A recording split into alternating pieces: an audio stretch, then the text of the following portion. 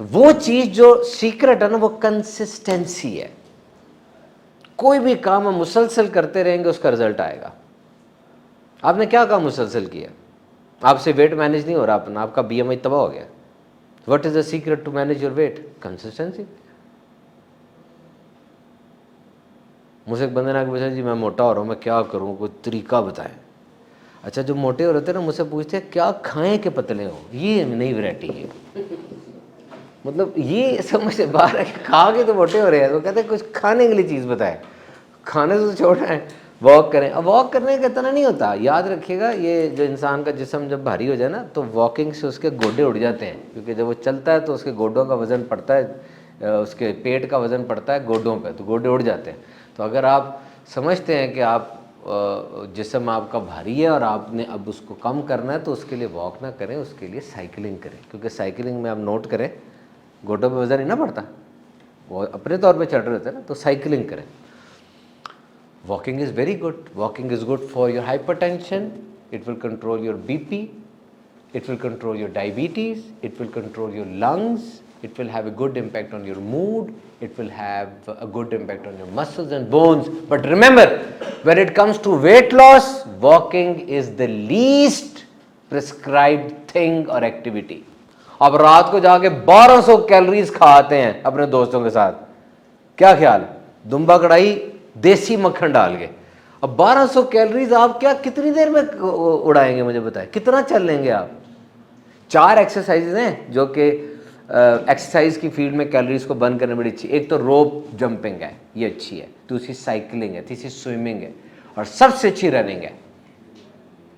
اب کتنی دیر کی رننگ آپ کی کیلریز کو برن کریں گی, یہ 3 باتوں پر ڈپینڈ کرتی ہے. Number 1, how you run, brisk running, how intense you run, and number 3, what is your weight now. جیسے جو ٹیبل میرے پاس ہے اس کے مطابق اگر آپ کا وزن 86 کلو گرام ہے اور آپ ایک گھنٹے کی بڑی زیادہ واک کرتے ہیں تو آپ تقریباً 600-700 کیلریز برن کریں گے. 1 گھنٹے کون چلتا ہے مجھے بتائیں, نہیں چلا جاتا. تو when it comes to weight, diet management is very necessary. اپنی نا فٹنس کا خیال رکھیں. میں صحیح آپ سے کہہ رہا ہوں, سب سے کور ایریا آف لائف یہی ہے. نہیں اگر اس کی سمجھ میں آتی بات تو آئے میرے ساتھ ایمرجنسی چلتے ہیں شفا کی. ایمرجنسی جانا ہے, آئی سی یو. جب آپ چکر لگائیں گے نا آپ کہیں گے یار جو زندگی میں باتیں میں نے اگنور کی ہوئی ہیں نا وہی تو زندگی ہے. آپ پریشان ہو جائیں گے کہ یار یہ کیا ہے, جو باتیں میں نے زندگی میں اگنور کی ہیں وہی تو زندگی ہے. پھر آپ ایک لمحے کے لیے سوچیں گے کہ یار جاب بھی چلی جائے اگر زندگی ہے تو جاب آ جائے گی, اگر بزنس بھی چلا جائے زندگی اگر ہے تو بزنس بھی آ جائے گا. تھوڑا سا فخر کریں اپنی زندگی پہ, اپنے طور پہ فخر کریں, پھر اللہ کا شکر ادا کریں. وقت بدلتے دیر نہیں لگتی, چھوٹی چھوٹی شریانے ہیں, ادھر سے ادھر ہو جائے سارا خراب ہو جاتا. دل دھڑک رہا ہے, اتنا سا تو پمپ ہے, اتنا سا 4 کروڑ 20 لاکھ دفعہ دھڑکتا ہے یہ سال میں. 25 لاکھ لیٹر خون پمپ کرتا ہے. ابھی دھڑک رہا نا ساروں کا. لب ڈب میڈیکل ٹرم میں کہتے ہیں, دھک دھک نہیں کہتے, وہ فلموں میں کہتے ہیں. لب ڈب اگر یہ ایسے ہو گیا نا, لب ڈب صرف ایسے ہونا ہے, اس میں ریتھمیا کہتے ہیں اسے. آپ نے ڈاکٹر کو کہنا ہے 1,00,000 روپیہ لے لے سدھا کر دے, 2 لاکھ لے لے, پھر 3 دن کا انجیکشن لگتا ہے. ویسے بندہ بیٹھا ہوتا ہے, انجیکشن 3 دن تک لگتا رہتا ہے, پھر چیک کرتے ہیں, پھر نہ صحیح ہو پھر 3 دن کا انجیکشن لگتا ہے, چھٹیاں. ایسے ہوتا ہے. پہلے جب میں نے میڈیکل سائنس پڑھنا شروع کی تھی تھوڑی بہت, تو کتاب میں نے پڑھا کہ ideal age of heart attack should be 60. آپ کو ideal age of heart should be 60, اتنا ہے یہ. اب تو 30 سال سے کم وہ گر رہے ہیں. ڈائٹ ٹھیک نہیں ہے, ایکسرسائز ہماری لائف میں نہیں ہے. میں اگر ابھی آپ کا گلا دبا دوں نا, ابھی کھڑا ہو گئے, آپ کو 2 سیکنڈ میں نا آکسیجن کی قیمت پتہ چل جائے گی کتنی ضروری ہے. میں آپ کو 3 گھنٹے پانی نہ دوں سخت گرمی میں, آپ کو پانی کی قیمت پتہ چل جائے گی. میں آپ کو 8 گھنٹے کھانا نہ کھلاؤں، آپ کہیں گے کھانا بڑا ضروری ہے. وہ اسی طرح کی چیز ایکسرسائز بھی ہے، لیکن جب اس کا رزلٹ ہی جلدی آتا تو ہم کرتے نہیں ہیں. نبی پاک صلی اللہ علیہ وسلم اور آپ کے صحابہ کی نا زندگی بڑی متحرک تھی. جہاد is the apex of exercise. They used to eat less, they used to work more. کئی ایسی احادیث میں صحابی نے آ کر کہا کہ مجھے کچھ دیں. نبی پاک نے فرمایا کیا تیرے پاس ہے؟ اس نے بتایا، حضور نے کہا اس کو بیچا. وہ 4 درہم یا 2 درہم لے کر آیا. حضور نے فرمایا اس سے جا اور جا کے 1 درہم سے یا 2 درہم سے اپنے گھر کے کھانے کا بندوبست کر لے فی الحال، کیونکہ بھوکا ہے، اور 2 درہم سے جا کے وہ کلاڑی کا وہ بلیڈ لے آ.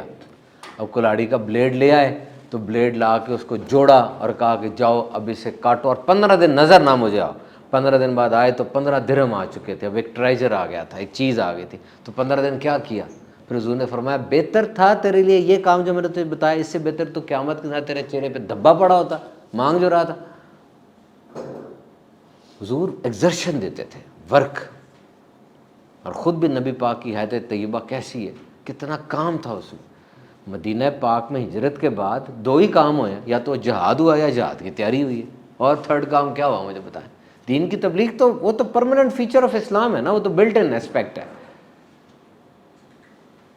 تو ٹریولنگ کرنا، جانا. تو اپنی اس اہمیت کو سمجھیں. میں کلوز کر رہا ہوں کہ اپنے پرپز آف لائف کو ایکسپلور کرنے کے لیے آپ لکھیں.